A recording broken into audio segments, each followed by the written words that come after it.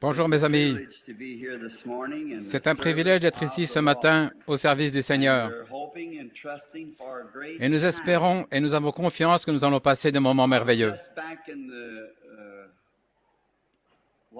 J'étais dans ce qu'on appelait autrefois le bureau des diacres, là où se trouvent maintenant les magnétophones. Et je m'entretenais là avec une jeune fille et sa mère qui viennent de Joliette dans l'Illinois. Et je me disais que cette jeune fille est un produit remarquable de la grâce de Dieu. La plupart d'entre nous ici la connaissent. C'était une alcoolique et de la pire espèce. Et avant ce matin, je ne connaissais pas clairement toute l'histoire, ce qui s'est passé lorsqu'elle est descendue de l'estrade. Le Seigneur lui avait révélé tout ce qui n'allait pas et ce qui allait se produire. Et elle est descendue de l'estrade en pleurant et en se réjouissant parce que Dieu l'avait sauvée d'une mort d'ivrogne. Et une dame s'est avancée vers elle et s'est mise à pleurer parce que sa fille, je crois, était une droguée. Et vous savez, par la grâce de Dieu, cette jeune fille-là a été appelée, je crois que c'est le lendemain, n'est-ce pas, Rosella, qu'elle a été appelée, et cette jeune fille a été guérie de la drogue. Et elle et son mari prêchent maintenant l'Évangile. Et de voir une charmante petite dame comme Rosella, qui est bien mûrie par l'expérience, et maintenant une femme très convenable, et elle ressent un appel dans son cœur, mais connaissant ce que la Bible dit des femmes prédicateurs, elle sait qu'il s'agit d'autre chose, et Dieu l'a conduit à aller dans les prisons et tout pour donner son témoignage. C'est tout simplement merveilleux de connaître, de rechercher la volonté de Dieu. Parfois, nous avons une impression, mais nous voulons concrétiser cette impression. Si on ne fait pas attention, le diable va prendre cette impression et la pervertir, la transformer en autre chose. Mais tant que nous restons avec la Bible, alors nous sommes dans le vrai. Nous avançons en accord avec la volonté du Seigneur. Donc, je crois que Rosella va finir par se tourner vers les champs missionnaires quelque part, parce que l'Amérique ne veut pas l'Évangile, vous le savez. Autant l'admettre que pour les anglo-saxons, c'est fini, c'est tout. L'Évangile ne sera plus reçu par l'Amérique. Oh, quelques traînards vont s'ajouter de temps à autre, mais pour ce qui est de l'Évangile, c'est terminé. Et on ne peut même pas leur prêcher, on ne peut pas leur parler, ils ne veulent rien croire, voyez. Ils ont leurs propres idées bien arrêtées, et ils sont ancrés là-dedans. Ce qui va arriver pour cette nation, c'est le jugement. Et elle va le recevoir, oui. Peut-être par une dépression, peut-être par une bombe atomique, peut-être par un grand fléau, une maladie ou quelque chose comme ça, mais elle est prête, ça approche. Des milliers de milliers tomberont. Nous sommes passés hier, frère Zabel et moi, et frère Wood, en revenant du Kentucky, où nous avions passé 3 jours, nous sommes passés près d'une cité résidentielle, frère Zabel a dit. Je ne me rappelle plus. Il n'y a pratiquement personne de cette cité qui va à l'église quelque part. Si vous les interrogez, eh bien, on a notre télévision. C'est là qu'on trouve notre réconfort, voyez. Voilà l'attitude des Américains. On a la télévision, on a beaucoup d'argent, on a de bonnes voitures, on a de belles maisons. Pourquoi est-ce qu'on aurait besoin du Seigneur? On n'a pas besoin de ça. Voilà leur attitude.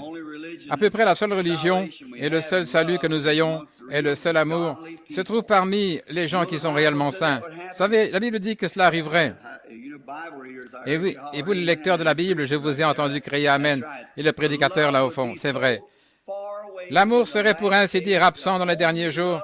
Le seul amour qui resterait serait celui qui existe entre les élus du peuple de Dieu. Le père serait contre la mère contre le père, les enfants contre les parents, les différentes personnes les unes contre les autres, et le seul amour qui resterait serait juste celui des élus, juste les élus. Le mot élu vient du terme qui a été élu, le peuple élu de Dieu. Et quand Rosella, dans la pièce tout à l'heure, me racontait ce qui s'était passé, je réfléchissais à ça. Elle disait que ce soir-là, quelque chose était arrivé. Et elle disait que tout au long de sa vie, elle n'aurait été qu'une alcoolique aux yeux vitreux. Pour les alcooliques anonymes, un échec. 4 médecins avaient abandonné son cas. Il n'y avait plus rien à faire. Et là, dès ce moment précis, quelque chose s'est passé. Maintenant, elle n'a plus les yeux hagards. Elle est une belle et charmante jeune femme de 33 ans, à qui on donnerait peut-être 22. De voir ce que Dieu a fait pour elle, ce qu'il a fait là, et combien son aspect a changé. Mais j'ai dit, Rosella, avant la fondation du monde, Dieu avait prévu ce moment-là. Oui, voyez-vous, c'est vrai. Et quand le brave Billy Paul, là au fond, où il se trouve en ce moment, distribuait les cartes de prière, il savait bien peu à qui il donnait une carte de prière. N'est-ce pas merveilleux, Rosella? Frère Branham, je me demande si l'Église pourrait prier afin que Dieu nous guide. Il a été si puissant. Amen. Que le Seigneur te bénisse, Rosella. Je suis sûr que nous allons le faire. Elle voudrait que l'Église prie afin que Dieu la guide pour suivre sa main immuable. Oh, c'est si bon. On m'a fait une proposition terrible ce matin. Il s'agit de quelqu'un qui est multimillionnaire, qui veut produire ici, à Louisville, dans le Kentucky, me construire un tabernacle de 5 millions de dollars. Mais quelque chose au fond de mon cœur m'a dit, « Un instant, tu n'es pas un pasteur, voyez. » Et donc, 5 millions de dollars y auraient été affectés plutôt que de devoir verser ça au gouvernement pour financer du whisky et ce genre de choses. Il veut l'investir dans un tabernacle pour le Seigneur. Mais j'espère qu'elle sera versée à un serviteur de Dieu et mise au service de Dieu. Mais c'est 5 millions de dollars qui y seraient affectés. Pensez-y. Quel tabernacle ça ferait? Tu vois comme tout ça semble séduisant, Rosella? Mais il y a quelque chose ici à l'intérieur qui dit autre chose. Tu vois? Quelque chose ici. Nous venons dans ce petit tabernacle, vous les nouveaux venus. Ça pourrait être un endroit prestigieux ici au coin. Vous ne réalisez pas ça, mais des gens ont voulu construire et produire ce genre de bâtiment. Mais nous l'aimons tel qu'il est. Nous l'aimons tel qu'il est. Les vieux sièges sur lesquels nous étions assis à l'époque, c'étaient les vieux sièges originaux du tabernacle. Ils ont traversé l'inondation et ont flotté sur l'eau. Ma Bible était ouverte comme ça sur la chair. Elle est venue se plaquer contre le plafond et elle est redescendue avec la parole qui était là. Moi, l'Éternel, je l'ai plantée, je l'arroserai jour et nuit, de peur qu'on ne la ravise de ma main. Dire que nous avons ramé au-dessus de cet endroit, ici, dans une barque, et elle est redescendue directement là. Les sièges sont retournés à leur place. Tout ce qu'on a eu à faire, c'est un bon nettoyage, et on a continué. Oui, nous l'aimons vraiment tel qu'elle est. Un lieu où il y a des gens ordinaires, un bâtiment ordinaire, et un Seigneur merveilleux. Amen. Maintenant, aujourd'hui, nous ne faisons que commencer à entrer dans la crème, vous savez. Une fois que le lait a été retiré, il ne reste que la crème. Et souvenez-vous, il faut le lait pour produire la crème. La crème est contenue dans le lait. Donc, nous sommes entrés dans les chapitres 1 et 2 et nous sommes en train de terminer le chapitre 3 et nous commencerons le chapitre 4 dans le glorieux livre des Hébreux. Et oh, les enseignements de ce livre! Nous pourrions rester là-dessus, sur un seul verset, pendant 3 mois, et démontrer que toute la Bible est reliée à chaque verset de la Bible. Y avez-vous déjà pensé?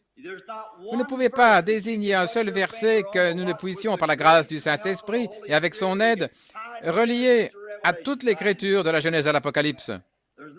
Il n'y a aucun ouvrage de littérature écrit nulle part avec lequel il soit possible de faire ça. Mathématiquement, géographiquement, à tous égards, il n'y a pas un seul livre dans la Bible qui soit écrit comme la Bible. Il n'y a pas, je veux dire, un seul livre au monde qui soit écrit comme la Bible. Il n'y a rien. La pneumatique de la Bible est en harmonie parfaite. Et même les chapitres, la ponctuation et tout, c'est parfait. Aucun autre livre, on ne pourrait pas en lire un chapitre sans que ça se contredise. Mais dans toute la Bible, il n'y a pas une seule contradiction. Et elle a été écrite par beaucoup de gens, Il y a des centaines et des centaines d'années d'intervalle sans qu'ils en connaissent une partie. L'un l'a écrite à tel endroit, l'autre à un autre endroit. Et quand tout ça a été rassemblé, c'est ce qui a constitué la Bible de Dieu. Et pas une seule partie ne contredit l'autre, ni mathématiquement, ni géographiquement. Tout le reste dans la Bible, les nombres et tout concordent parfaitement. Si cela n'est pas inspiré, je ne sais pas. Qu'allez-vous appeler inspiration? Je suis si heureux d'avoir cette vieille Bible bénie. Certains ont dit, êtes-vous catholique, protestant? J'ai dit, ni l'un ni l'autre. Je crois la Bible. C'est vrai. Je crois la Bible. Et je suis heureux que nous ayons encore la liberté de la prêcher dans ce pays. Oh, elle est merveilleuse. Et nous allons maintenant y étudier quelque chose. Et maintenant, nous allons l'ouvrir à l'Épître aux Hébreux et commencer au chapitre 3. Nous étions arrêtés au verset 15. Et maintenant, j'ai vu quelqu'un qui a remarqué il y a quelques instants que j'ai pris mes lunettes de lecture. Ce n'est pas parce que j'ai de mauvais yeux, mais j'ai plus de 40 ans. Je peux lire quand c'est ici généralement, mais je peux mieux lire avec des lunettes. Et on m'a fait une paire de lunettes de lecture que je veux utiliser parce que je peux lire mieux et plus rapidement. Et c'est dans ce but que je me le suis procuré. Maintenant, d'abord, nous voulons reprendre un peu le contexte, parce qu'il y a peut-être des étrangers parmi nous qui n'ont pas suivi la première partie de l'Épître aux Hébreux.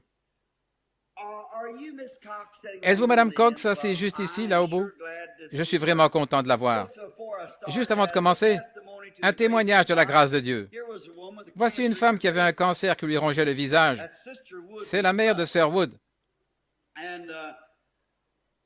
Et j'étais au Michigan avec Jean et Léo et les autres qui s'occupaient des enregistrements. Et sur le chemin du retour, ma femme m'a appelé, je l'ai rappelé, et elle a dit, « Mets-toi immédiatement en prière pour Madame Cox, la mère de Madame Wood, car un cancer est en train de lui ronger le visage. Le côté de l'œil avait été attaqué jusqu'à l'eau et l'os et le cancer continuait à s'étendre. Un médecin avait fait quelque chose qui n'avait fait que l'aggraver, de l'étendre davantage avec un genre de médicament.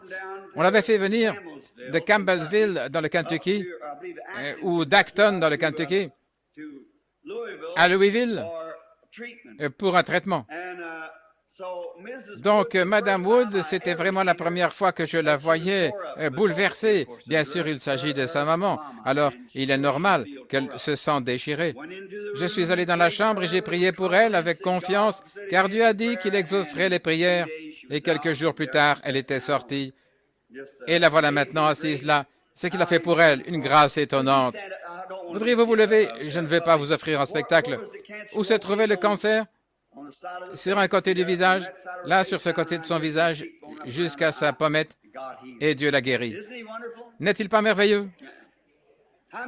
Combien étaient ici dimanche passé pour voir ce que le Seigneur a fait par suite d'une vision? Un homme, à la fois infirme et aveugle, assis ici même dans un fauteuil roulant. Et ça m'a fait mal quand l'homme âgé qui est assis ici a dit, « Frère Branham, je crois que c'était ce frère ici. » Il a dit, « Faites la même chose pour ma femme. Sa femme ici est infirme. » Mon cœur a fondu. Et je donnerais tout au monde si je pouvais. Mais ce n'est pas en mon pouvoir. Par contre, c'est en mon pouvoir et en votre pouvoir de prier pour que Dieu le fasse. Sa femme est infirme, paralysée d'une main, paralysée d'un pied, semble-t-il. Et cet homme était bien plus mal en point qu'elle, parce qu'elle peut se lever, elle peut marcher un peu. Mais cet homme ne pouvait même pas faire ça. Le cerveau, le nerf principal de l'équilibre était détruit. Chez Mayo, chez beaucoup d'autres, on avait abandonné son cas. C'est un catholique qui l'avait envoyé ici, un médecin catholique. Et son garçon est prêtre à Saint-Mainrad, là-bas à Jasper, dans l'Indiana. Cela pose une fondation pour les réunions de réveil que nous aurons prochainement.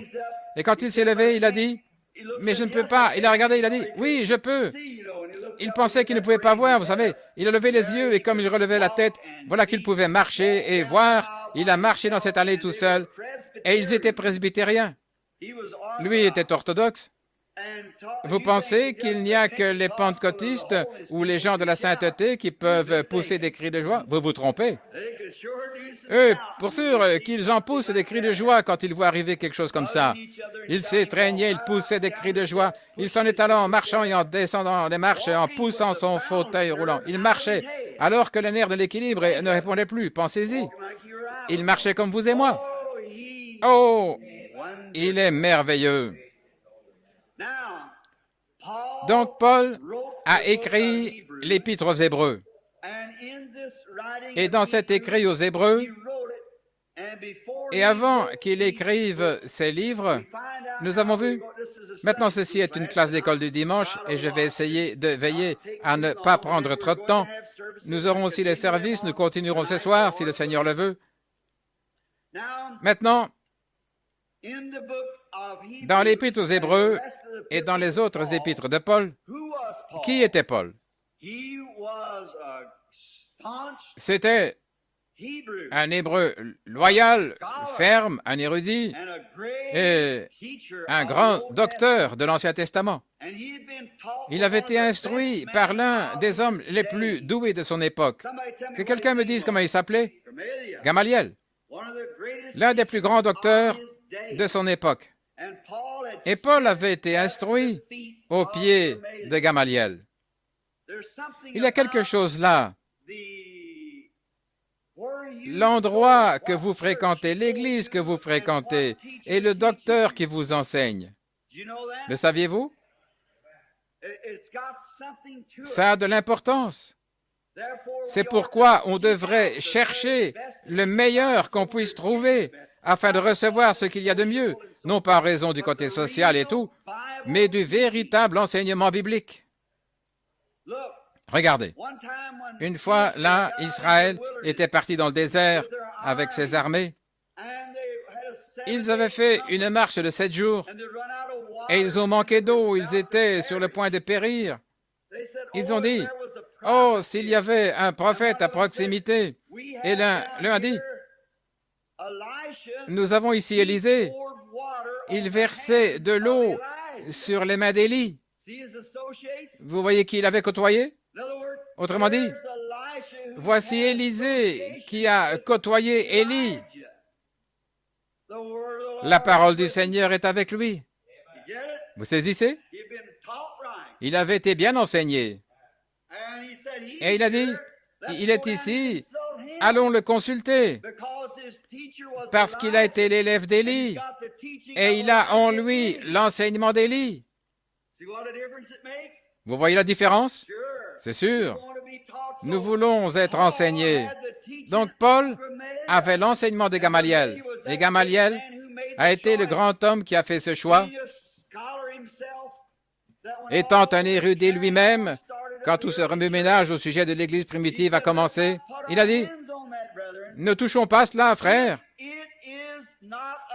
Si cette chose ne vient pas de Dieu, elle se détruira de toute manière. Mais si elle vient de Dieu et que nous la combattons, nous nous retrouverons en train de combattre contre Dieu. » Voyez, il avait reçu de bons enseignements. Paul avait été l'élève de cet homme, et ce dernier savait que Paul était un grand docteur. Donc un jour, alors qu'avec un cœur honnête, il persécutait l'Église, il se rendait là pour arrêter ces gens. Maintenant, présentons un autre point que nous voyons en Paul avec notre contexte. Quand Judas est tombé à cause de sa transgression, à cause de l'amour de l'argent et de l'orgueil de la vie, il a été déchu de la grâce et il est allé en son lieu. Et les disciples ont dit, il faut être 12. Et l'Église, avec toute sa dignité, pour vous montrer ce qu'est l'Église, avec toute sa dignité et toute sa puissance, elle est encore des millions de kilomètres loin de la chose, même au milieu de sa forme. Ils ont dit, il nous faut choisir quelqu'un parmi nous qui prendrait sa place. Et ils ont choisi, en tirant au sort, Matthias. Matthias, je crois, Matthias ou Matthias. Et après qu'ils l'ont choisi et mis avec les 12, avec les 11, ce qui a constitué les 12, il n'a absolument rien accompli. C'est la seule fois où on trouve son nom mentionné dans les Écritures. Ça, c'était l'Église qui avait fait son choix à elle. Ils ont pensé, c'est un homme bien élevé, sans aucun doute. C'est un homme merveilleux. C'est un érudit.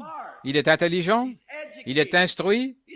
C'est une personne merveilleuse. Il pourrait prendre la place de Judas et être l'un des nôtres.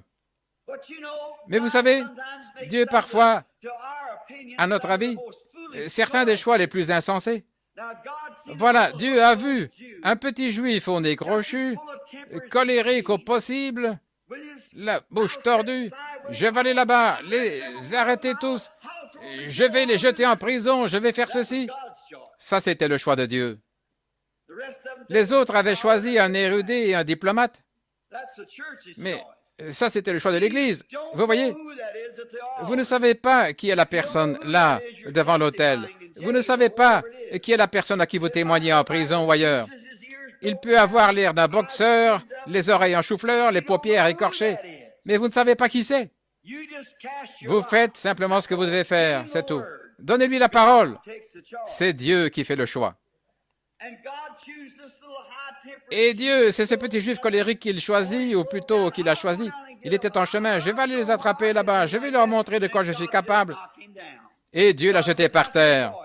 Dieu a dit, voilà, ça c'est mon choix. Ne serait-ce pas insensé, ça, aux yeux de l'Église? Mais enfin, il persécute l'Église. C'est un homme charnel. Mais Dieu savait ce qu'il y avait à l'intérieur de l'homme. Voyez-vous ce que je veux dire? Donc, Paul a eu une expérience. Combien croient qu'avec la conversion vient une expérience? Bien sûr. S'il n'y a pas eu d'expérience, j'ai lieu de douter de la conversion. La conversion amène avec elle une expérience. Et attention, vous ne pouvez pas la limiter à une chose en particulier. Parfois, on pourrait pousser des cris de joie, parfois parler en langue, parfois on pourrait pleurer, parfois on pourrait gémir. Vous ne savez pas ce que ce sera. Alors n'essayez pas de la limiter à une seule chose, parce que vous tous qui l'avez fait, vous êtes trompés, vous les méthodistes, les baptistes, nazaréens, les pentecôtistes. J'ai vu des gens pousser des cris de joie à plein poumon, et ils vous faucheraient vos fausses dents en or s'ils le pouvaient. Oui, monsieur.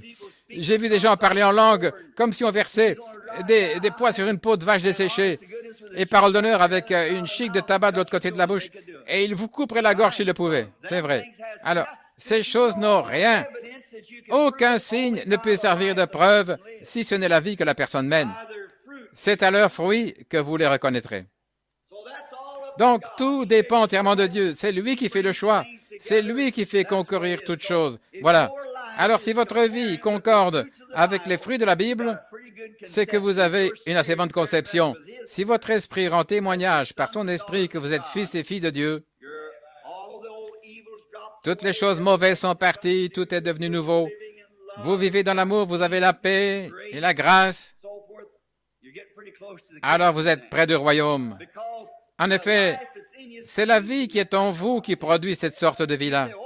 Si vous dites « Oh, alléluia, j'ai parlé en langue, alléluia », ça ne veut rien dire. Ça ne veut rien dire, pas plus que si vous étiez venu jouer ici un air à la guitare ou quelque chose comme ça. Ça ne veut absolument rien dire. Vous auriez beau avoir parlé en langue, pousser des cris de joie, couru d'un bout à l'autre de l'allée, verser des larmes comme si vous avez pelé des oignons, ça ne veut rien dire. Rien du tout. À moins que votre vie de tous les jours ne le confirme parfaitement, qu'elle ne dévie pas de cela. Maintenant, si vous faites ces choses, plus que vous menez cette vie, alors amen, c'est bien, c'est bon. Mais vous pouvez faire ces choses sans avoir cette vie. Et donc, ni pousser des cris de joie, ni aucune de ces choses ne sont une preuve. Jésus a dit, c'est à leurs fruits que vous les reconnaîtrez. Et le fruit de l'esprit, ce n'est pas le parler en langue, ce n'est pas le fruit de l'esprit. Pousser des cris n'est pas le fruit de l'esprit. Pleurer n'est pas le fruit de l'esprit.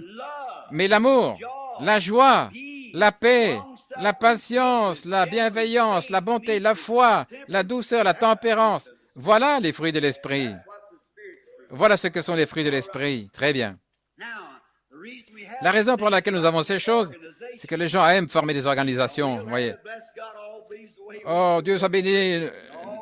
Tous ceux qui croient comme nous irons dans cette direction. Mais Dieu, lui, il veut que tous aillent dans cette direction-ci, directement vers le haut. Paul, après avoir eu cette expérience, il se disait que c'était une expérience merveilleuse. Maintenant, rappelons-nous un peu cette expérience. Paul était en route vers Damas pour arrêter des gens là-bas parce que l'Évangile s'était répandu jusque-là. L'Évangile signifie la bonne nouvelle. Et donc, ils avaient été dispersés jusque-là et bien des gens se levaient, remplis d'amour et de joie, et aimaient le Seigneur Jésus. L'Évangile s'était répandu par là. Alors Paul s'est fait donner des lettres par le souverain sacrificateur. Il a dit, je vais aller là et je vais tous les arrêter. Il a pris avec lui une petite troupe de gardes, des gardes du temple, des soldats, et il s'est mis en route. Pendant qu'ils étaient en marche sur la route, lui qui savait tout ce qui allait se passer, tout à coup, il s'est passé quelque chose. Tout à coup, une grande lumière est apparue devant lui. Une grande lumière. Elle brillait comme le soleil. Voilà un événement étrange. La lumière a brillé si fort qu'il en a presque perdu la vue. Et il est tombé par terre. Et alors qu'il était étendu par terre, il a levé les yeux. Il y avait probablement 10 ou 15 hommes avec lui. Est-ce que l'un de ces hommes a vu cette lumière? Non. Paul, lui, l'a vue. Elle n'était pas destinée à être vue par ces hommes. Donc, certaines personnes peuvent voir des choses que d'autres ne voient pas. Voyez? Alors, Paul a vu cette lumière à tel point qu'elle l'a même aveuglé. Il a été privé de la vue pendant plusieurs jours. C'est une telle réalité pour lui. Il a été privé de la vue pendant plusieurs. À cause de ça, plus tard, quand il a écrit des épîtres, ses yeux le dérangeaient tellement qu'il écrivait avec de très grandes lettres. Il a dit, « Voyez avec quelles grandes lettres je vous ai écrit. » Il avait de la peine à voir. Il était en prison. Et il a demandé au Seigneur de le guérir. Et il a consulté 3 fois. Mais qu'est-ce que le Seigneur lui a dit? « Ma grâce te suffit, Paul. » Paul a dit, « Je me glorifierai donc de mes infirmités. » En effet, il a dit, « Pour que je ne sois pas enflé d'orgueil à cause de l'excellence de la révélation qui m'a été donnée. » Il m'a été donné un ange du diable, une écharde dans la chair, pour me souffleter. Il allait mieux pendant quelque temps et puis ça recommençait. Souffleter, ça veut dire coup sur coup. Comme le navire en mer, vous savez, les vagues le soufflettent, voyez-vous, coup sur coup. Et puis il allait mieux, et puis ça le reprenait. Il allait mieux, et ça le reprenait. Il a dit, « Seigneur, qu'est-ce qui se passe? Tu t'éloignes. Pourquoi n'éloignes-tu pas ça de moi? » Ma grâce suffit, Paul. Continue à avancer. Maintenant, si j'étais vraiment parfait et que tout soit parfait, il a dit, alors à mesure que j'avancerai, je m'enflerai d'orgueil et je dirai, vous voyez, je n'ai aucun problème, le Seigneur prend soin de moi.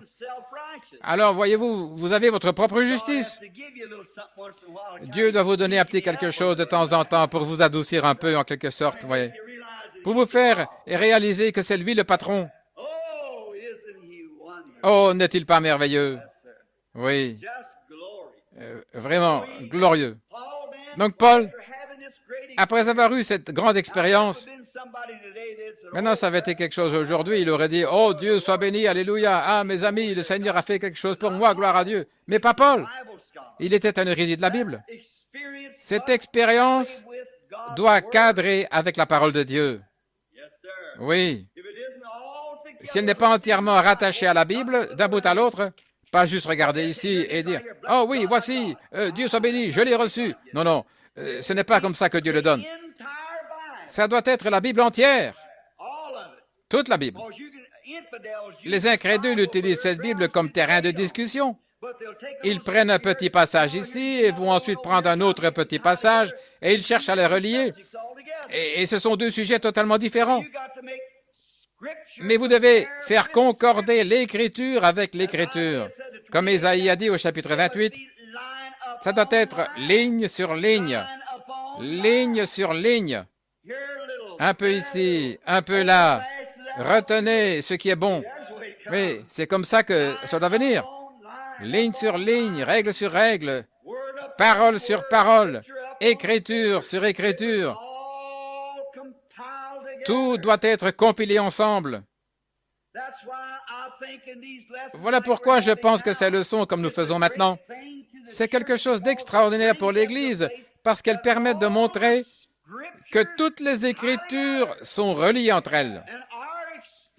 Et notre expérience doit s'accorder avec l'Écriture.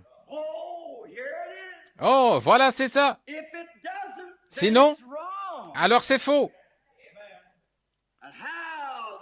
Et dire que j'ai marché pendant des années sans savoir ce qu'était cette lumière qui a jeté Paul à terre. Alors que le monde extérieur, les Écritures, les gens, les prédicateurs essaient de me dire, ça c'est du diable.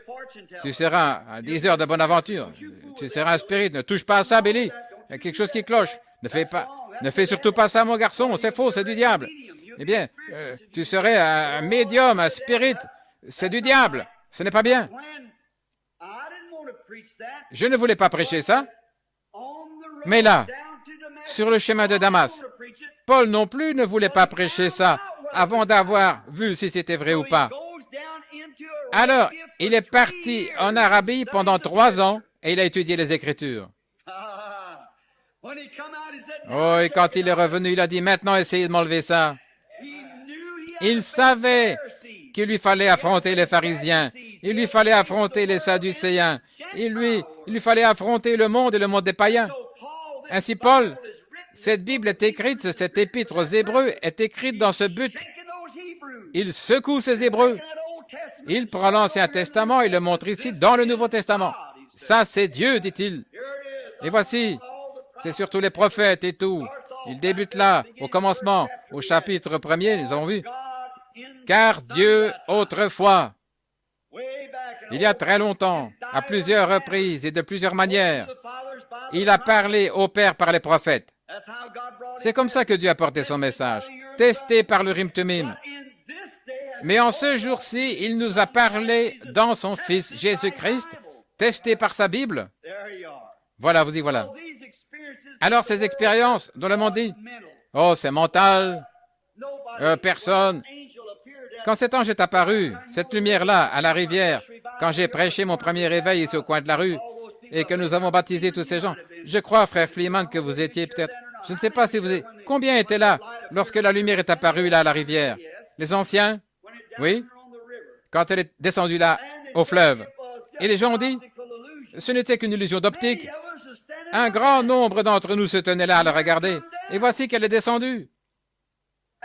Et puis, des années plus tard, Dieu a prouvé qu'elle était vraie par l'œil mécanique de la caméra. C'est vrai. Est-ce que c'est de la fiction? Est-ce quelque chose? Non, monsieur. Nous trouvons ici même dans la Bible, et nous vous le montrons, c'est le même Seigneur Jésus. Il fait la même chose. Ses actions sont les mêmes. Sa puissance est la même. Regardez dimanche passé. Étendu sur mon lit là-bas, je n'avais jamais vu cet homme de ma vie. Je suis venu et j'ai dit, il y a un homme au tabernacle et il a les cheveux gris, les cheveux noirs, il grisonne, il est aveugle, il ne peut pas marcher, il est dans un fauteuil roulant. Un homme aux cheveux noirs l'a envoyé ici. Un médecin, le docteur Ackerman, un homme aux cheveux noirs, il est catholique. Il a envoyé un homme ici. C'est ainsi dit le Seigneur. Il s'est levé et reparti en marchant. Il avait recouvré la vue. Qu'est-ce qui a fait ça? Le même ange est ici.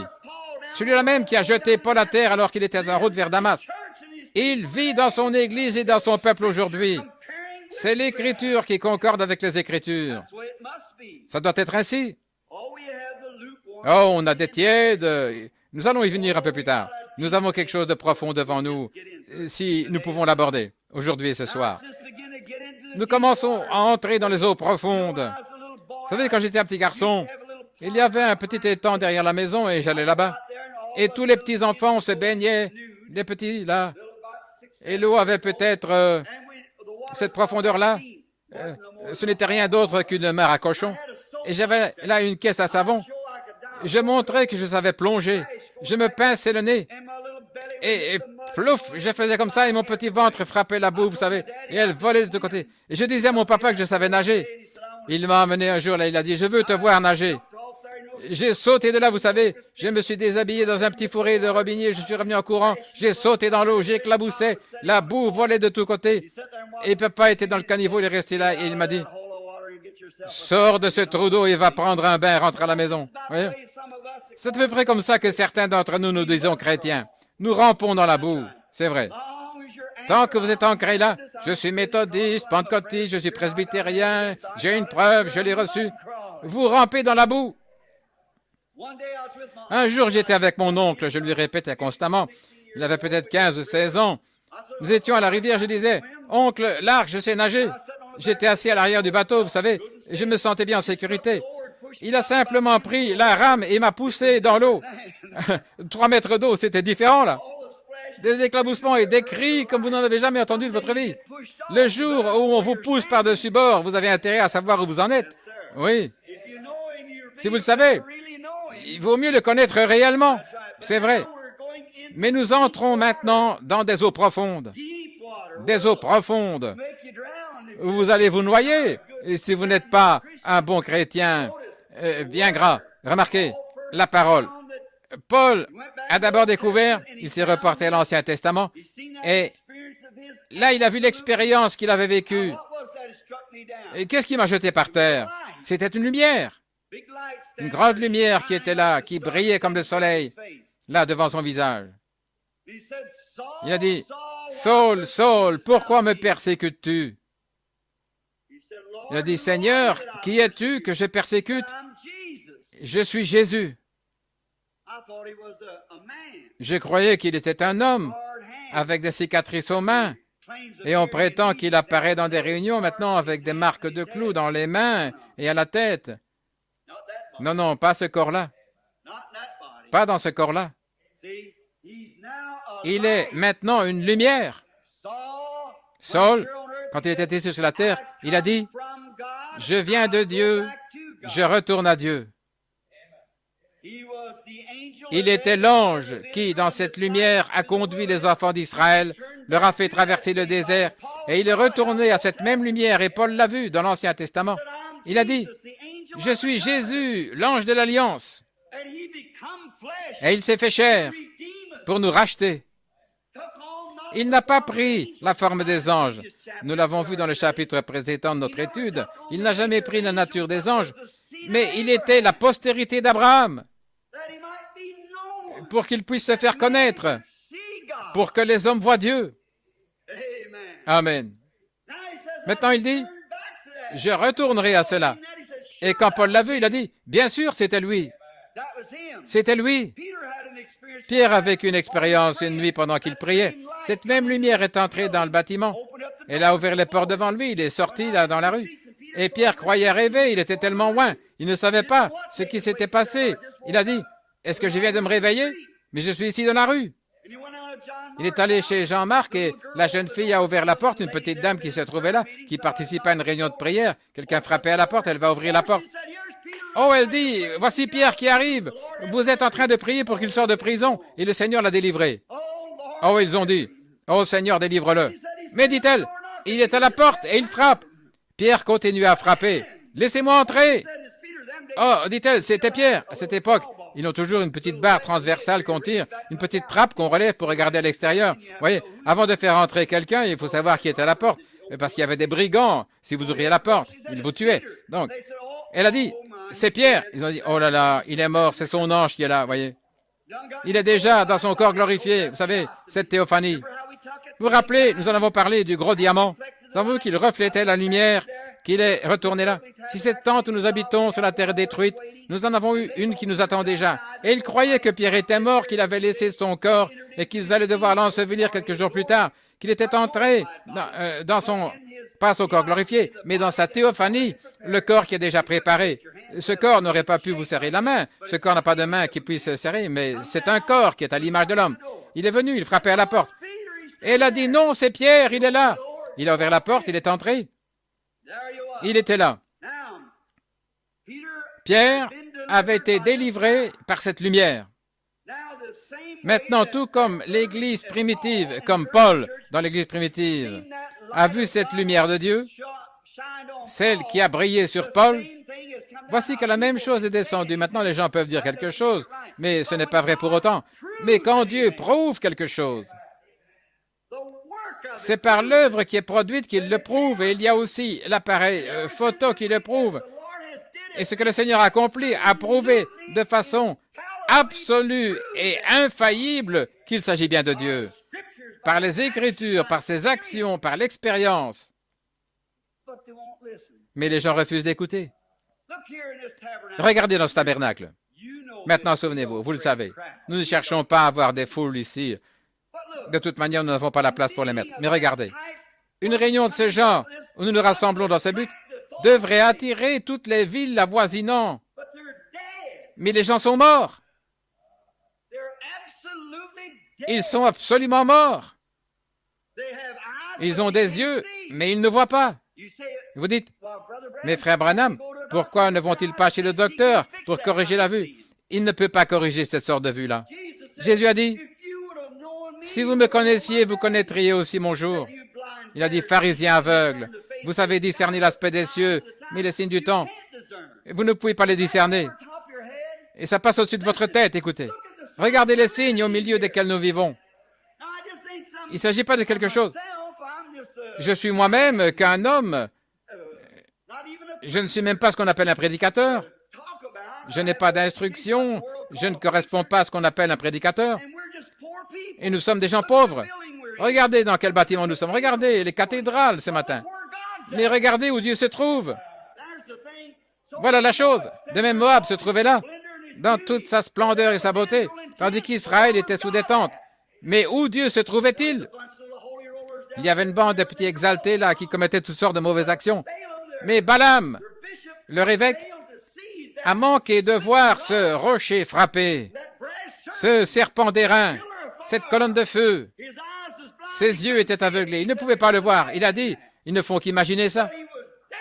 Mais il était bien là. Dieu soit béni. Il est ici. Dieu est ici. Et il fait la même chose que ce qu'il a fait dans le passé. Et il veut. Nous voyons l'Écriture concorder avec l'Écriture. Dieu ne s'est jamais représenté sous une forme grandiose sur la terre. Au contraire, il a toujours habité au milieu des gens ordinaires et humbles. Et le voici ce matin, il fait la même chose. L'Écriture confirme cela. L'appareil photo confirme cela. La raison pour laquelle je me réfère à cette photo, ce n'est pas parce que je suis dessus. Moi, je ne suis qu'un pécheur, sauvé par grâce, comme vous. Mais ce que j'essaie de dire, c'est que c'est sa présence à lui avec nous. Et c'est ça la chose essentielle. Même s'il avait fait de moi un Élisée incarné, si vous n'aviez pas la foi pour le croire, vous n'en retiriez pas aucun bienfait. Il est venu chez les siens et les siens ne l'ont pas reçu. C'est pour cette raison que dans la ville aujourd'hui, je pourrais commencer un réveil ici, dans un grand bâtiment, quelque chose comme ça. On ne pourrait jamais amener beaucoup de gens à y croire. Ils ne croiront tout simplement pas, ils ne le peuvent pas. Leur jour est passé. Cette même leçon ce matin, en Afrique, produirait probablement 10 000 âmes pour Christ. Alors qu'ici ce matin, il y aura peut-être un pécheur présent ou quelque chose comme ça, un rétrograde. On a déjà ratissé tous les coins et recoins pour atteindre la plupart. Et c'est tout. Mais ce que nous voulons dire, c'est que l'Écriture concorde avec l'Écriture, quelle que soit la grandeur de l'expérience. Si elle ne concorde pas avec l'Écriture, elle est fausse. Le Urim Tumim. Peu importe que ce soit un bon prophète, s'il parlait et que la lumière ne brillait pas sur le Urim Tumim, c'était faux. Bien que le songe ait semblé excellent, si le Urim Tumim ne s'illuminait pas, c'était faux. Quand ce sacerdoce a pris fin, Dieu a élevé sa Bible. Paul a dit, si un ange du ciel venait, Galates 1:8, et annonçait un autre évangile que celui que je vous ai déjà prêché, qu'il soit anathème, maudit. L'ange du ciel a dit à Jean, le révélateur, et c'était Dieu lui-même, moi, Jésus, j'ai envoyé mon ange pour confirmer ou pour montrer ces choses. Il a dit, Si quelqu'un y ajoute un mot ou en retranche un mot, celui-là sera lui-même retranché du livre de vie. Voilà, c'est ça, la Bible. Par conséquent, ces expériences et ces choses qui se produisent parmi nous, si elles n'étaient pas confirmées par la parole de Dieu, elles seraient fausses. Peu m'importe ce qui arriverait, elles seraient fausses. Donc, elles sont bien conformes aux Écritures, tout à fait la vérité. Oh, je suis si heureux d'être membre du glorieux corps de Christ. Bon, allons-y maintenant. Nous en arrivons à la leçon. Nous nous étions arrêtés à l'endroit où il a dit, puisque nous sommes environnés, pardon, ce que je citais là, c'est le chapitre 12. Je l'ai lu, mais je ne l'ai pas étudié. Frère Norman loge chez moi là-bas et il sait que je viens d'arriver hier à la maison. Et les frères le savent aussi. Le seul moment où j'ai pu lire l'Écriture, c'est quand j'étais assis ici il y a quelques minutes. C'est vrai. Je ne l'étudie pas. J'attends simplement que le Saint-Esprit donne cela comme lui le veut. Il sait où se trouve la personne qui doit recevoir cela. Donc, si j'ai déjà préparé dans ma tête ce que je vais dire, alors ça ne va pas. Par contre, si je le laisse lui le faire, alors il mettra tout ça bien correctement en place. Ne vous inquiétez pas de ce que vous direz, car ce n'est pas vous qui parlerez, c'est votre Père qui demeure en vous, c'est lui qui parlera. Au dernier chapitre, au chapitre précédent, voici ce que nous avons entendu. Comment échapperons-nous si nous négligeons un si grand salut, qui nous a d'abord été prêché par le Seigneur Jésus, par lui de même que par ceux qui l'ont entendu, les mêmes choses que Jésus a faites pour montrer, ce sont les mêmes choses qui se produisent ici, le même ange de Dieu, les mêmes œuvres, la même preuve, la même chose en tout point, tout au long, le même évangile qui concorde avec la parole. Si c'est ce qui a été enseigné par le Seigneur et confirmé ensuite par ses disciples que nous avons entendus, Paul étant du nombre, comment échapperons-nous si nous négligeons un si grand salut? Maintenant, Paul disait ça à son auditoire hébreu. Et maintenant, il n'y avait pas de magnétophone aujourd'hui comme nous. Par contre, ils avaient des scribes qui étaient assis là, qui transcrivaient pendant que Paul prêchait. Et c'est ça ici même. Nous captons cela à l'aide de magnétophones. Et ces bandes vont dans le monde entier pour montrer que c'est la vérité. Notre religion n'est pas vaine. C'est absolument Jésus-Christ ressuscité. La même chose. Nous ne devons pas le négliger. Maintenant, il ne faut pas repartir de l'Église aujourd'hui en disant « Eh bien, je prends plaisir à aller là, j'aime les chants, les gens qui fréquentent cette Église sont sympathiques. » Ne faites pas ça. Et frère, que votre cœur s'enflamme. Dites « Eh, il faut que je fasse quelque chose. Il faut que j'aille quelque part, voir si je peux amener quelqu'un au salut. » N'y allez pas en disant « Dieu soit béni, si vous ne vous repentez pas, vous allez périr. » Non, non. Allez-y avec douceur. Soyez prudents comme les serpents et simples comme les colombes, voyez-vous. C'est ça la manière d'y aller. Abordez la personne. Si elle élève des poulets, parlez-lui de poulets pendant un moment. Et puis, si c'est un fermier, parlez-lui de sa ferme. S'il vend des automobiles, parlez-lui de voitures. Quelle belle voiture vous avez, et ainsi de suite, voyez-vous. Jusqu'à ce que vous captiez l'esprit, quand le Père dit c'est maintenant le moment de l'aborder à propos de son âme. Vous pouvez conclure comme ceci, voyez-vous.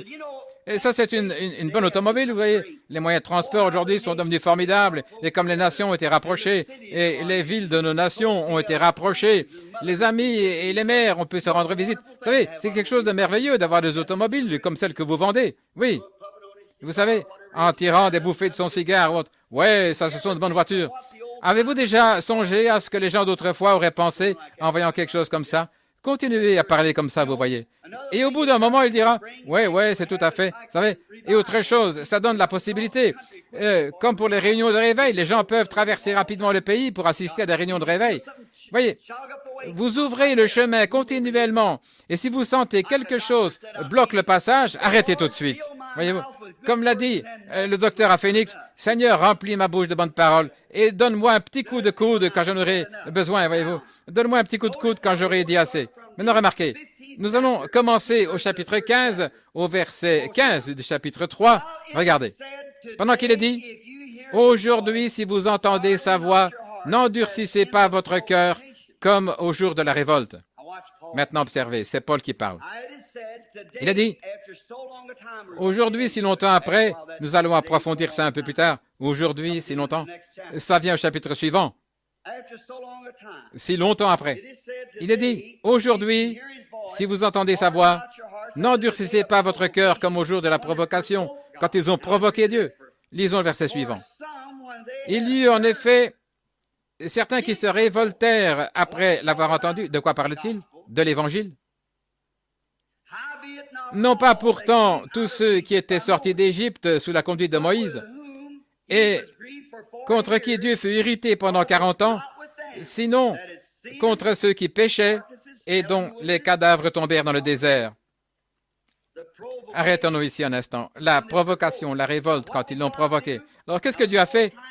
Paul cherche à dire quelque chose. Qu'est-ce qui les a conduits hors d'Égypte? Était-ce Moïse? Non. Moïse était l'instrument de chair. Maintenant, ici, on a un contexte. On veut être redressé maintenant. Quand on touchera un point plus tard, vous allez le voir. Dieu permettait que son peuple ait un repos instable. Ils étaient en Égypte. Ils étaient en dehors de leur position correcte, en dehors de leur patrie. Ils étaient des étrangers et des voyageurs. Et Dieu allait de ce lieu, là, en Égypte, les ramener dans leur patrie. Un type d'aujourd'hui. Nous sommes instables. Ici, ça ne prend pas longtemps. Des petits garçons mains potelées qui jouent aux billes, des petites filles qui jouent à la poupée. Avant longtemps, on a les cheveux gris, on est tout ridé. Il y a quelque chose qui ne va pas. Ce n'est pas notre patrie. Nous sommes au mauvais endroit. C'est pourquoi nous disons que nous sommes des pèlerins et des étrangers. Quelque chose est arrivé. Une petite dame disait ce matin dans la pièce que parfois les gens se moquent d'elle. J'ai dit, mais chère sœur, vous ne faites pas partie de ces gens-là. Nous sommes un peuple différent. Ma petite fille a dit, papa, telle fille, elles ont fait telle chose. J'ai dit, mais regarde ma chérie, elles avaient ces disques d'Elvis Presley. J'ai dit, je ne les voudrais pas avoir dans ma maison. Elle a dit, mais papa, ce sont des gentilles petites filles. Et j'ai dit, il se peut qu'elles le soient. Je n'ai rien à dire contre ça. Mais il y a une chose, nous sommes différents. Nous sommes différents. Ce n'est pas parce que nous voulons être différents, mais l'esprit qui est à l'intérieur de nous est sorti de ça. Tu es d'un autre monde. Quand je vais en Afrique, je n'arrive pas à m'adapter à leur manière de vivre. Eux ne portent pas de vêtements, ils sont nus. Et ils ramassent quelque chose de pourri qui contient des vers et ils mangent ça quand même. Ça ne fait pas de différence, voyez? Et ceci est différent. Vous savez, à un moment donné, nous étions tous comme ça. Mais la civilisation nous a amenés à être différents. Et la conversion a doublé ça 1 million de fois. Nous ne voulons plus des choses pourries du monde. Christ nous a fait devenir des chrétiens, comme la civilisation nous a fait devenir propres. Et remarquez, non seulement ça, mais nous professons que nous sommes des pèlerins et des étrangers. Nous ne sommes pas du monde. Alors vous ne voulez rien avoir à faire avec le monde. Et ces choses sont passées. En Israël, ils étaient là en Égypte, ils n'étaient pas des Égyptiens. Les Égyptiens, c'était une honte pour un Égyptien de poser les mains sur un mouton. Et Israël, c'était des bergers. Et quel effet cela avait dû produire sur Moïse? Après tout le déshonneur d'être Égyptiens, eux, des éleveurs de bétail. Avez-vous remarqué ce que Pharaon avait dit à Joseph et tout? c'est une abomination. Il a dit, ton peuple, ce sont des bergers. Et un Égyptien ne pouvait même pas poser les mains sur un berger. C'était un peuple différent. Et c'est ainsi avec les chrétiens aujourd'hui. Quand il est né de nouveau, c'est dégoûtant pour lui de fréquenter des endroits où les gens boivent et font des plaisanteries grossières et où les femmes sont nues et tout. Ce sont des choses dégoûtantes. Oh, béni soit le Seigneur. Nous sommes des pèlerins ici. Nous sommes des étrangers ici. L'Esprit a été converti et nous attendons une cité où les femmes ne portent pas des shorts. Nous attendons une cité où il n'y a pas de taverne à bière. Nous attendons une cité où la justice habitera. Ainsi, nous sommes des pèlerins. Dieu est descendu dans une grosse boule de feu, semblable à un halo. Il est descendu dans un buisson. Il a commencé à se révéler à Moïse. Et Moïse a dit, nous avons eu la leçon l'autre soir, quand Jésus était ici sur la terre, il a dit, eh bien, avant que Moïse fût, je suis. C'était Jésus qui était dans le buisson ardent, dans la colonne de feu. C'est Jésus aujourd'hui, le même. Il s'est révélé dans une colonne de feu. Et Moïse a eu cette expérience. Il est descendu en Égypte, il a prêché l'Évangile, la bonne nouvelle, et des signes et des prodiges l'accompagnaient. Vous saisissez? C'est la même chose aujourd'hui. Pas seulement ça, mais quand ces Hébreux sont sortis, qu'ils marchaient dans la lumière, ils étaient conduits par cette même colonne de feu. Et la Bible dit, ne tentez pas Dieu. Regardez ici, laissez-moi vous le lire. Pendant qu'il a dit, aujourd'hui, si vous entendez sa voix, n'endurcissez pas votre cœur, sa voix qui parle à votre cœur, comme lors de la provocation, quand ils l'ont provoqué. En effet, ceux qui avaient entendu la parole se sont révoltés. Combien savent que les Israélites ont provoqué Dieu par leur incrédulité? Dieu était descendu là-bas, et puis ils ont eu des ennuis. Cette colonne de feu était là, au-dessus d'eux. Je ne sais pas si tous la voyaient ou pas. Du moins, Moïse la voyait. Elles étaient au-dessus d'eux, ils la regardaient.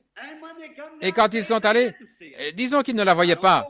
Je ne sais pas s'ils la voyaient ou pas. Elle allait devant eux. La Bible dit qu'elle était là. Il a dit, l'étoile allait devant les mages. Personne ne l'a vue, sauf les mages. Elle est passée au-dessus de tous les observatoires. Ils mesuraient le temps par les étoiles. Personne ne l'a vue, sauf les mages. C'était eux qui étaient prédestinés à la voir. C'est hommage que l'étoile avait été envoyée. Et la colonne de feu avait été envoyée à Moïse. Et Moïse avait été envoyé aux enfants d'Israël. Ils étaient censés suivre Moïse. Ils pouvaient voir Moïse et Moïse voyait la lumière. Et voilà, ils sont partis. Ils se sont mis en route. Et en sortant, ils sont arrivés à la mer Rouge. Ils avaient vu tous ces signes, les miracles et les choses qui s'étaient produites pendant qu'ils étaient encore dans le pays d'Égypte.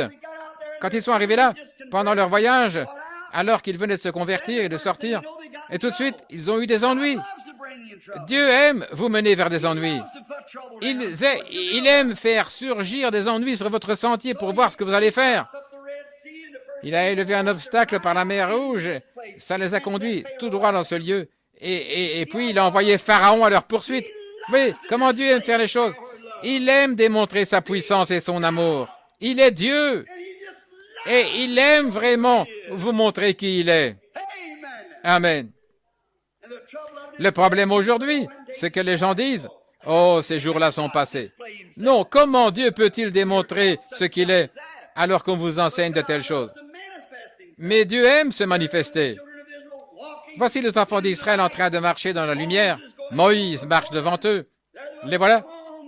Voici le chemin. Dieu appelle, nous sortons, nous allons vers le pays promis. Oh, alléluia, ils étaient tous là, à pousser des cris de joie, sauter, avoir du bon temps. Et tout à coup, ils regardent en arrière, ils disent, « Oh, c'est quoi cette poussière ?» L'un d'eux a grimpé sur une colline, il a dit, « Oh, malheur, malheur, c'est l'armée de Pharaon. Et Dieu a dit, de quoi avez-vous peur? N'avez-vous pas cru à ce que j'ai fait là-bas? Qu'est-ce qui vous inquiète tant? Pourquoi m'irritez-vous? Quand ils sont arrivés là, Moïse est allé intercéder auprès de Dieu. Dieu a simplement ouvert la mer Rouge et ils ont traversé. Il a englouti l'ennemi. C'est comme ça que Dieu fait. N'ayez pas peur. Ne vous affolez pas. Ne soyez pas tout agités. Vous provoquez Dieu. Alors qu'est-ce qu'il a fait? On pourrait penser, eh bien, on a une grande réunion, Dieu soit béni, on l'a surmonté, on n'en aura plus. On est en route vers le pays promis. Et il les a conduits dans le désert où il n'y a pas d'eau. Pouvez-vous imaginer ça?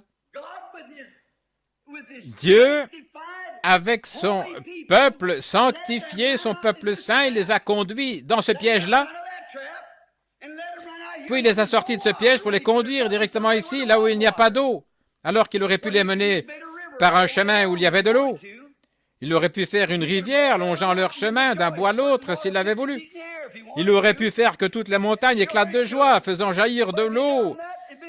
Mais s'il avait fait cela, ça aurait été trop facile.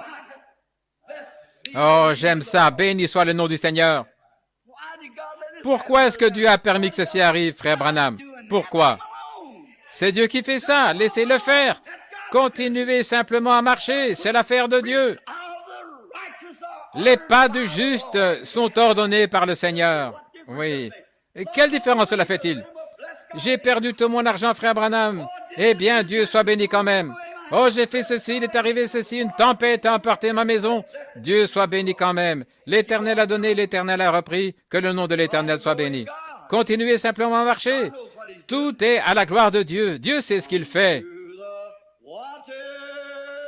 Certains passent par les eaux, certains par les flots, certains par de dures épreuves, mais tous par le sang. Voilà, c'est sa façon de conduire, c'est vrai. Oh là là, j'aurais envie de m'arrêter ici et de crier fort. C'est sa façon de conduire ses enfants. Oh, pouvez-vous sentir? Maintenant, je ne suis pas psychologue, mais pouvez-vous sentir ce merveilleux esprit qui inonde maintenant le bâtiment? Qu'en serait-il si nos yeux s'ouvraient maintenant et que nous voyons ce qu'il y a ici le long des murs et partout dans les allées? Le brave Élisée, un matin, alors que ce garçon était aveugle au possible, il disait: « Regarde les Syriens là-bas. » Il a dit: « Mais ceux qui sont avec nous sont en plus grand nombre. » Il a dit: « Je ne vois personne. » Seigneur, ouvre les yeux de ce garçon. Il a regardé autour de ce vieux prophète et là tout autour. Les montagnes étaient en feu. Il y avait des chevaux de feu et des chars de feu. Alors il était convaincu. Il a dit: « Nous allons simplement là et les frapper d'aveuglement. » Leur vue était aussi parfaite qu'elle avait toujours été, mais ils étaient aveugles, incapables de le reconnaître. Il a dit: « Cherchez-vous Élie? » Il a dit: « Oui. Venez, je vous montrerai où il se trouve. » Et c'était lui qui les conduisait, il ne le savait pas. Et c'est comme ça aujourd'hui, Christ est ici, le Saint-Esprit, faisant la même chose qu'il a toujours faite. Et le monde est aveugle à cela. Ils ne le reconnaissent pas. Moi, je suis vraiment pas sûr. Oh, pauvres gens décrépits. Voyez-vous ce que je veux dire? Ils sont aveugles à cela, ils ne le reconnaissent pas. C'est Dieu qui conduit. Quand ils sont arrivés au désert de Sin, où il n'y avait pas d'eau, Dieu avait déjà tout prévu. Oh, ils ont trouvé une petite mare d'eau et ils ont dit: « Ça y est. » Et ils n'ont même pas pu y goûter. Oh, c'était affreux. Oh, il était pire que si c'était du soufre à 100%, voyez-vous, comme des œufs pourris. Vous savez. Oh là là, c'était affreux. Elle était empoisonnée. Ça s'appelait le désert de Sin. Plusieurs palmiers poussaient là. Il y avait cette source à l'endroit où poussaient ces palmiers. Alors, Moïse a dit: « Pourquoi donc? Pourquoi me provoque-t-il? » C'est ce que Dieu a dit. Eh bien, si j'ai fait ça, ne puis-je pas m'occuper de la situation actuelle? S'il vous a déjà sorti d'une période de maladie, ne peut-il pas vous sortir d'une autre période de maladie? S'il vous a sorti d'une difficulté, ne peut-il pas vous sortir d'une autre? Dieu soit béni, il m'a sorti du péché. Il peut me sortir de la tombe. Il est Dieu. Qu'est-ce que ça change? Continuez simplement à avancer. Gardez vos yeux sur lui. Il a dit: « Si j'ai refermé la mer Rouge derrière vous et noyé ces Égyptiens, ne puis-je pas m'occuper de cette eau? Pourquoi m'irritez-vous? Oh, votre incrédulité! Vous provoquez ma colère! par votre incrédulité. Maintenant, le mot utilisé ici, c'est péché. Ils ont provoqué. La raison pour laquelle ils l'ont fait, c'est parce qu'ils ne croyaient pas. Lorsqu'ils sont allés jouer au dé, vous voyez comme ça, ils n'ont pas fricoté avec la femme d'un autre, ils ne sont pas allés raconter des mensonges, ce n'est pas ça qu'ils faisaient. Mais en fait, ce n'est pas ça le péché. Le péché, ce n'est pas vivre dans l'adultère. Le péché, ce n'est pas fumer, chiquer, boire, jouer à des jeux d'argent, blasphémer, jurer, ainsi de suite. Ça, ce sont les attributs de l'incrédulité. Vous faites ces choses parce que vous êtes un incroyant. Si vous êtes un croyant, vous ne faites pas ces choses-là. C'est pour ça que Jésus a dit, celui qui écoute mes paroles et qui croit, celui qui m'a envoyé a la vie éternelle. Pas celui qui dit qu'il croit, mais celui qui croit réellement. Voilà. Voilà, qui élimine tout ce que vous considérez comme signe initial, voyez-vous.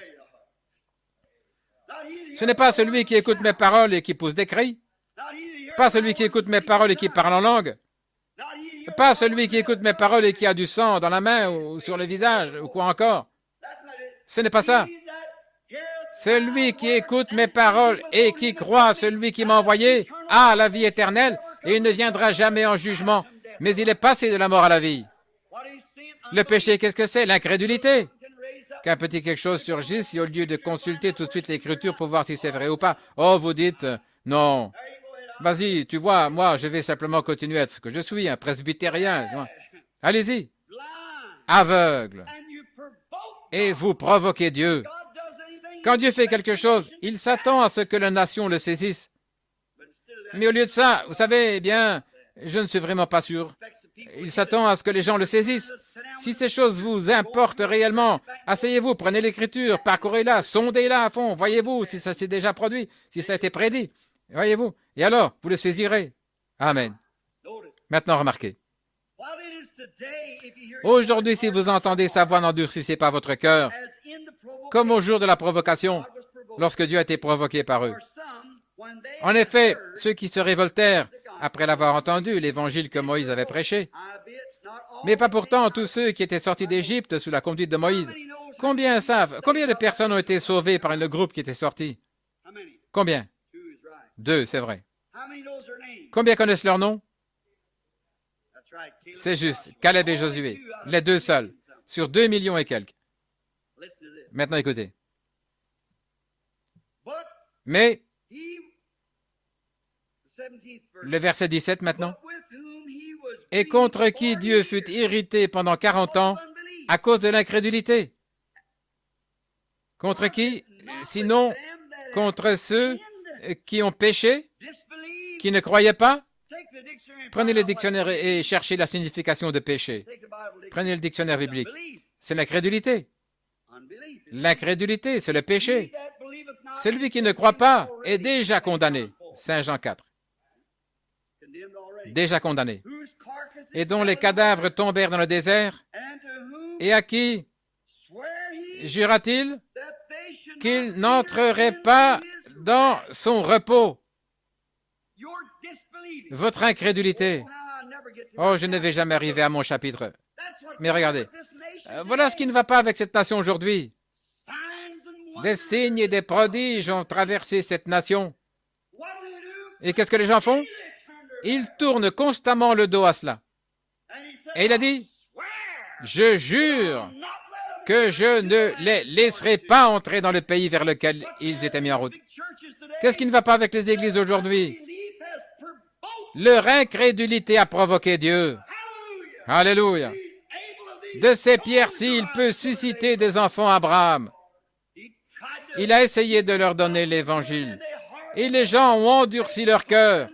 Ils se sont regroupés dans des sectes, ils ont formé des dénominations, nous croyons ceci, rien d'autre, et Dieu n'a pas pu entrer. Où se trouve-t-il aujourd'hui? Ils sont rencarts. Mais le petit groupe fidèle de Dieu continue toujours à avancer, accompagné de signes et de prodiges. Il les met à l'épreuve. Chaque fils que Dieu vient à Dieu doit d'abord être éprouvé, testé. La formation de l'enfant, la première chose qui arrive, oh, eh bien, peut-être qu'il n'y a rien de vrai là-dedans, en fin de compte. Alors vous êtes un enfant illégitime et non pas un enfant de Dieu. Un enfant de Dieu est de la postérité d'Abraham, qui appelle les choses qui ne sont pas comme si elles étaient. Dieu l'a dit, et il continue d'avancer. Peu importe le qu'en dira-t-on ou toute autre chose, il continue d'avancer quand même. Dieu l'a dit. Pendant 25 ans, Il a attendu ce bébé. Peu importe combien c'était contraire à toute raison, mais il s'est séparé des incroyants pour pouvoir croire. Amen. Oh là là, je me sens religieux. Pensez-y. Vous devez vous séparer de ces dogmes du monde. Ah, les jours des miracles sont passés, ça n'existe pas. C'est du fanatisme. Séparez-vous. La Bible dit, sortez du milieu d'eux et séparez-vous, dit le Seigneur, et je vous accueillerai. Comme c'est merveilleux. Je vous recevrai après que vous serez séparés. Vous serez mes enfants, je serai votre Dieu. Séparez-vous. Ne vous mettez pas sous un joug avec des infidèles. C'est vrai. Un jeune homme qui se lance dans le mariage, qui se marie avec une jeune fille qui ne croit pas, ou une jeune fille qui se marie avec un garçon qui ne croit pas. Ne faites surtout pas ça.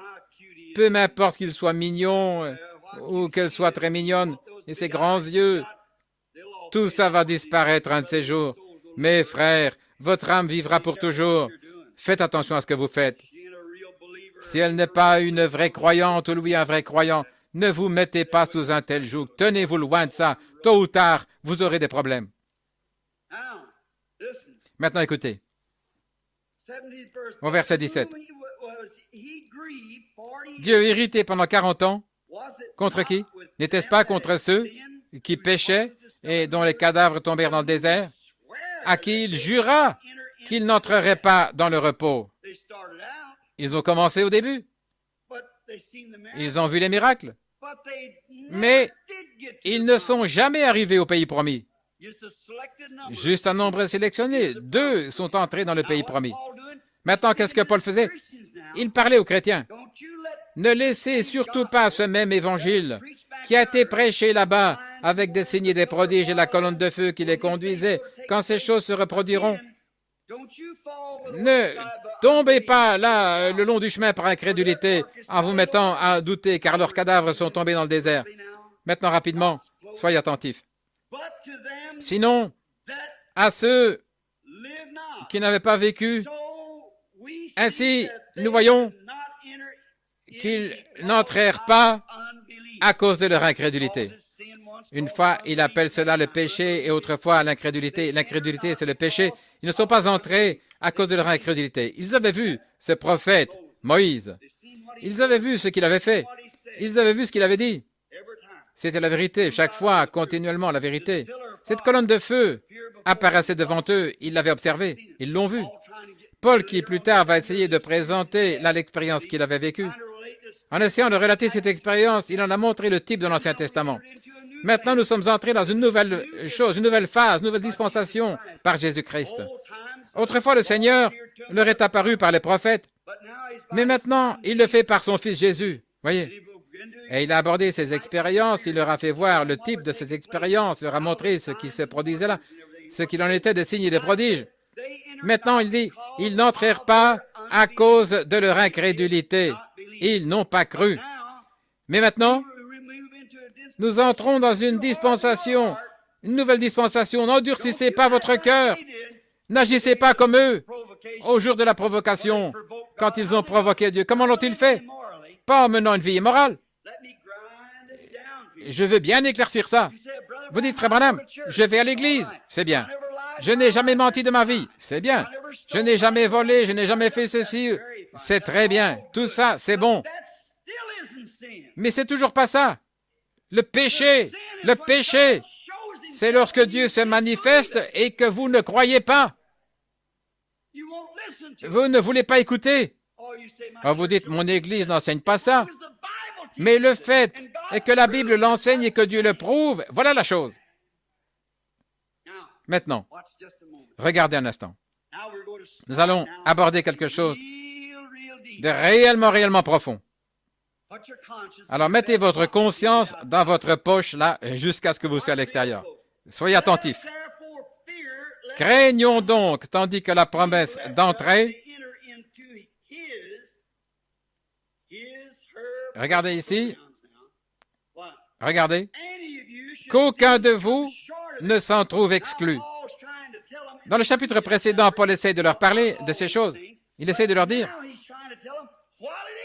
Il leur dit ce que c'est. Est-ce que nous avons le temps? Peut-être que nous ferions mieux d'attendre ce soir. Il se fait tard et nous allons avoir un service de prière. Peut-être que nous ferions mieux de reprendre ça ce soir. Parce que c'est vraiment rempli de vitamines spirituelles. J'ai beaucoup de choses à faire et je suis occupé cet après-midi. Craignons donc, tandis que la promesse. Or, eux, là-bas en Égypte, est-ce qu'ils avaient une promesse quant au pays promis?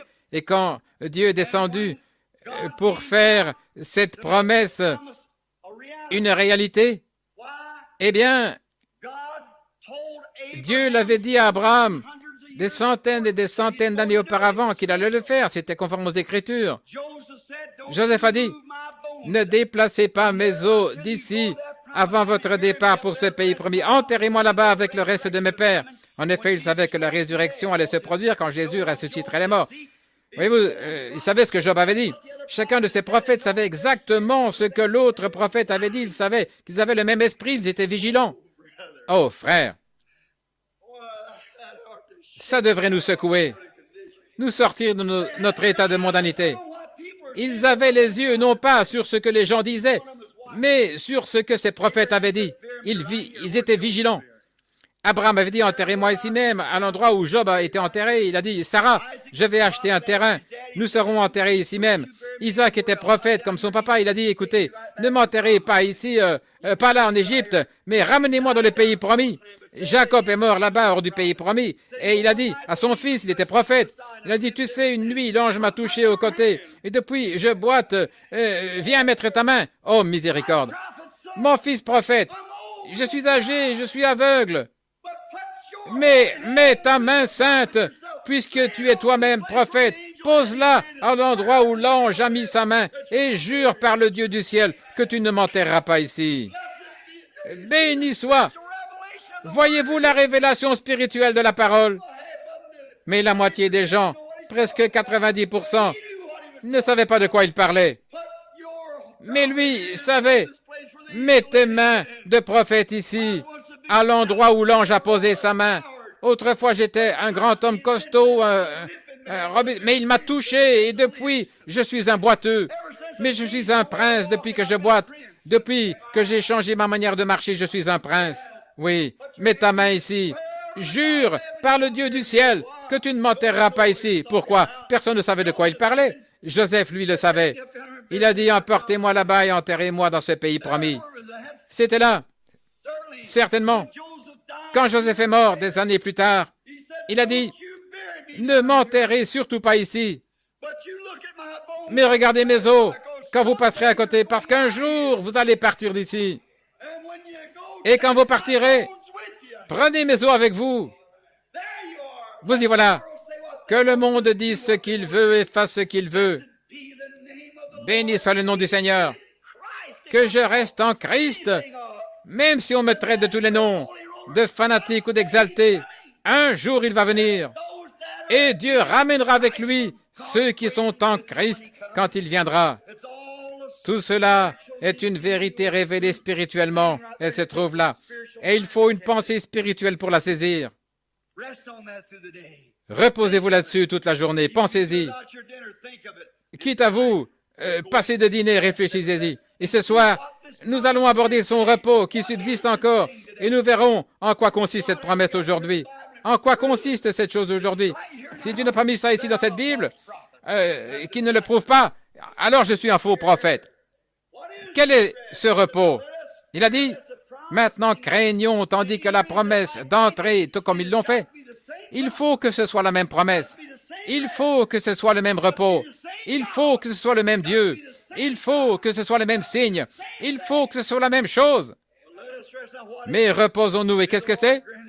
Puisse le Seigneur nous accorder ça ce soir. Inclinons la tête, Seigneur béni.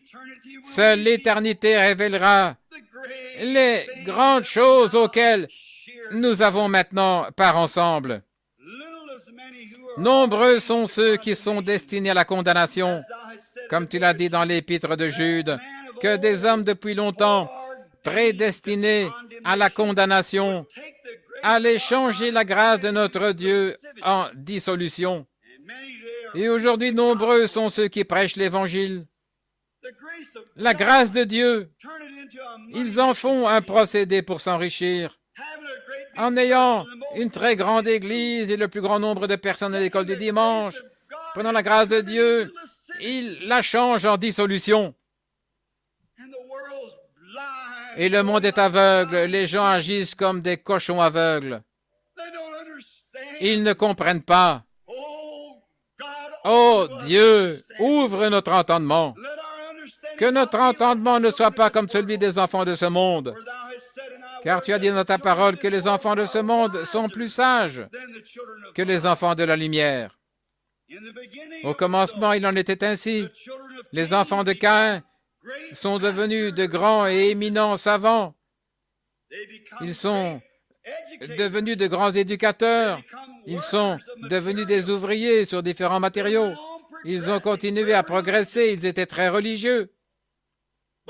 Mais ils ont été condamnés et engloutis dans le jugement.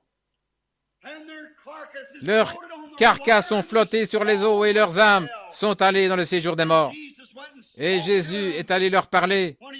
Quand il est mort, il est allé dans le séjour des morts et a prêché aux âmes qui étaient en prison, qui ne s'étaient pas repenties lorsque la patience se prolongeait au jour de Noé, disent les Écritures. Et Dieu, quand il était sur la terre, il a dit, « Ce qui arriva du temps de Noé arrivera de même à l'avènement du Fils de l'homme. » Mais nous remarquons ensuite la lignée de Seth, des hommes humbles, de vrais hommes de Dieu, qui ne connaissaient pas beaucoup les choses du monde, qui n'avaient aucun intérêt pour les choses du monde. Au contraire, ils avaient rejeté tout fardeau et avaient cru Dieu, et ils sont devenus des prophètes et de grands hommes dans le royaume, tandis que les autres, l'autre monde religieux, riait d'eux, se moquait d'eux. Mais l'heure est venue où le déluge et le jugement sont venus. Il en était de même à la venue de Jésus-Christ. Comme ils ont ri, ils se sont moqués de lui alors qu'ils avaient leur propre religion et leurs grandes églises. Ils se sont moqués de l'étoile du matin. Ils ont ri de lui. Mais ils ont quand même subi le jugement. Et quand ils ont fui et qu'ils sont entrés dans Jérusalem, là, ils ont mangé leurs propres enfants car ils mouraient de faim, et leur sang a coulé par les portes des rues quand on a incendié la ville et le temple, et leurs âmes sont allées en enfer. Seigneur, nous en sommes là de nouveau, la troisième fois, cette fois, et 3 est le nombre de la vie. Nous en sommes là, prêts pour l'enlèvement. L'Église continue à avancer, le grand monde de la science, les églises aujourd'hui remplies de croyants sceptiques. Ils sont des dizaines de milliers à avoir leur nom sur le registre, oui, des millions. Et ils se moquent de l'Évangile et disent que ces gens sont sans instruction, ils ne savent pas. C'est peut-être vrai, Seigneur, mais ce qui nous manque en instruction, tu le compenses en grâce, en envoyant ton ange de lumière, en manifestant sa puissance, en confirmant ses paroles aux gens pauvres et illettrés que nous sommes. Mais nous t'aimons à cause de cela, parce que c'est la grâce de Dieu qui a tout accompli. Et nous savons que nous sommes passés par une naissance. Nous ne sommes pas agréables du tout.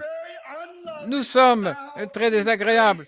Mais toi, par ta grâce, tu as tendu ta main miséricordieuse et tu nous as ouvert les yeux.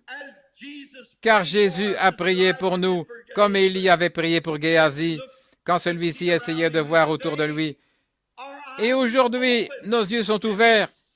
Nous voyons les choses de Dieu et nous savons que nous sommes au temps de la fin, au moment où les jours des nations sont presque terminés, où il va choisir un peuple qui porte son nom. Fais que nous soyons inclus, Seigneur, humblement nous t'implorons. Nous te prions de l'accorder. Bénis-nous, bénis ce petit auditoire ce matin. Il est composé de gens de toutes sortes de religions et de croyances. Mais fais et qu'ils délaissent ces choses aujourd'hui, qu'ils regardent tout droit au calvaire en disant « Oh Dieu, façonne-moi, forme-moi ». Le prophète a dit qu'il est allé chez le potier pour être brisé et façonné de nouveau. Façonne-nous et forme-nous à la manière dont Dieu le veut pour nous. Peu importe si nous devons être la carpette dans la maison du Seigneur, Je préfère être le paillasson plutôt que d'habiter sous des tentes parmi les méchants. Accorde-le, Seigneur.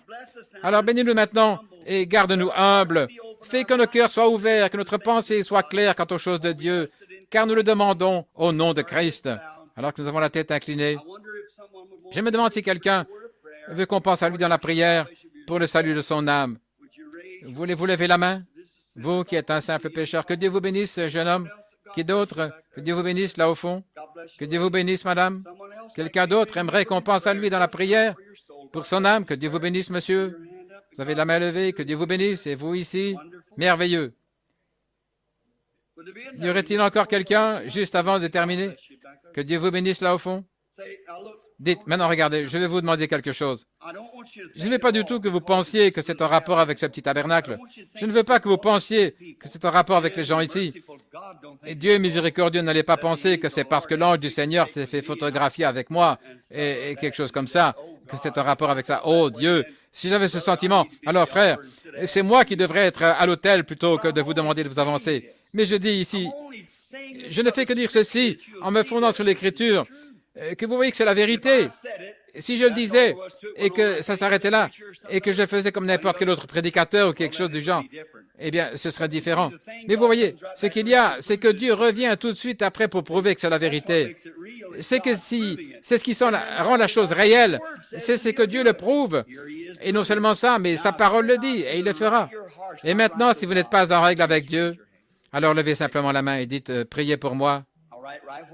Très bien, là où vous êtes, environ 8 ou 10 mains se sont levées, demandant la miséricorde pour leur âme. Alors que vous avez la tête inclinée, maintenant priez. Souvenez-vous, c'est à vous de vous repentir. Je ne fais que demander pour vous que Dieu soit miséricordieux. Mais c'est ça, l'autel. Dieu vous a amené à un endroit dans votre pensée. C'est ça, l'autel. S'avancer devant l'autel, nous croyons à ça, bien sûr. Mais votre véritable autel, c'est l'endroit où Dieu vous a rencontré. Et il vous a rencontré là où vous êtes assis. C'est là votre autel. Maintenant, vous dites, oh Dieu, sois miséricordieux envers moi, un pécheur, et qu'à partir d'aujourd'hui, je vive pour toi, Seigneur. Si tu m'aides, je te servirai. Peu importe ce qu'on dira. Seigneur, je prie ici même, enlève de moi cet esprit impertinent. Enlève de moi ce tempérament colérique, Seigneur. Je ne peux pas agir comme ça. Et j'ai de la haine dans mon cœur, je suis jaloux, de la méchanceté, j'ai ceci, cela. Enlève ça, Seigneur, je ne veux pas être comme ça. Rends-moi gentil, humble, docile. Rends-moi doux. Fais de moi une personne qui puisse gagner des âmes à toi. Permets-moi de faire quelque chose pour toi, de démontrer ma reconnaissance par ma vie. Voilà la prière que vous faites. Père céleste, ils sont à toi. Ce sont les fruits du message ce matin. Ils ont levé la main. Quelque chose les a poussés à faire cela. Ils ont défié les lois de la gravitation quand ils ont levé la main. Il y avait un esprit en eux qui a pris cette décision. Ils ont levé la main pour indiquer qu'ils ont accepté le Créateur qui les a fait. Et maintenant, Père Céleste, je te prie de les bénir et de leur donner la vie éternelle à l'instant. Il n'y a rien que je puisse faire. Les faire venir autour de l'autel, les mettre dans une autre pièce, faire tout le travail. Il faut que ce soit toi qui fasses cela, Seigneur. Nous ne pouvons rien faire de plus que prêcher la parole. Tu as dit, la foi vient de ce qu'on entend la parole de Dieu. Nous avons prêché la parole et ils ont levé la main pour indiquer qu'ils croyaient. Et maintenant, donne-leur la vie éternelle, parce que tu as promis de le faire. S'ils étaient sincères en levant la main, ils sortiront de ce bâtiment ce matin en étant des chrétiens gentils, doux, humbles, parce que tu l'as promis et tes paroles ne peuvent pas faillir. Je le demande au nom de Jésus-Christ. Amen.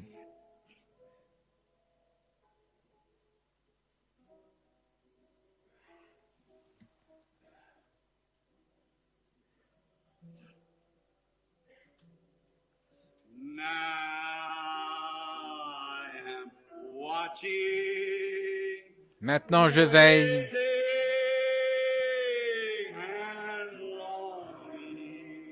J'attends et j'ai un ardent désir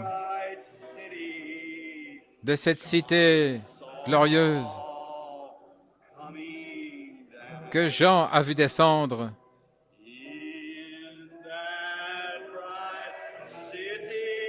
Dans cette cité radieuse, adorez maintenant.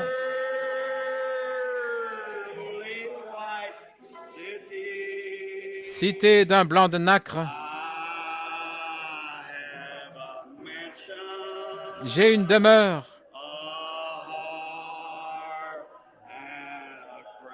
une harpe et une couronne.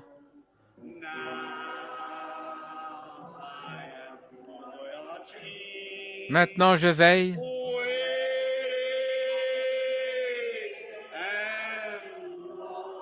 J'attends et je languis.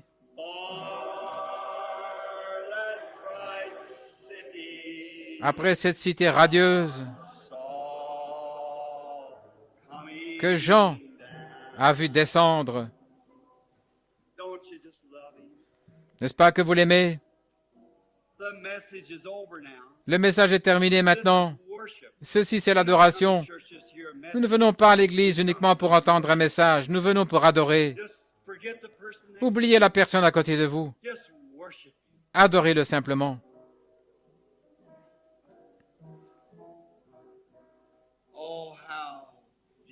Oh, que c'est beau, que c'est merveilleux. Dites-lui simplement, vous n'avez pas besoin de le dire à haute voix. Dites-lui simplement dans votre cœur, je t'aime, Seigneur. Pardonne-moi mon péché. Oh là là.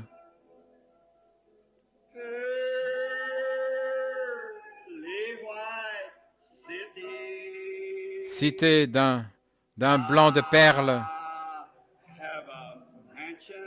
J'ai une demeure, une harpe et une couronne.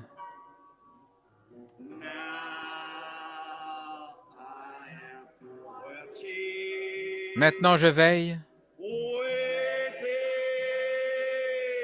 J'attends et je languis.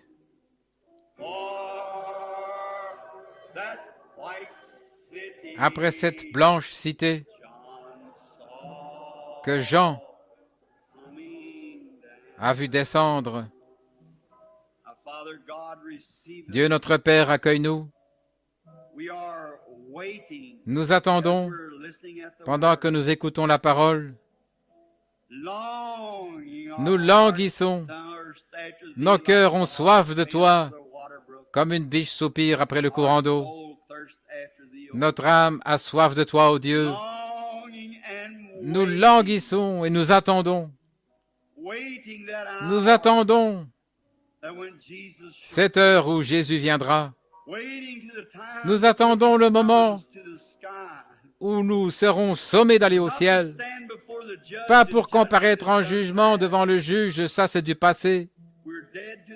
Nous sommes morts aux choses du monde, nous sommes entrés en Christ. Et c'est lui qui a subi notre jugement. Il est maintenant notre avocat au trône de justice. Notre avocat béni, qui sur base de notre confession a plaidé notre cause jusqu'à ce que nous reconnaissions que nous sommes indignes.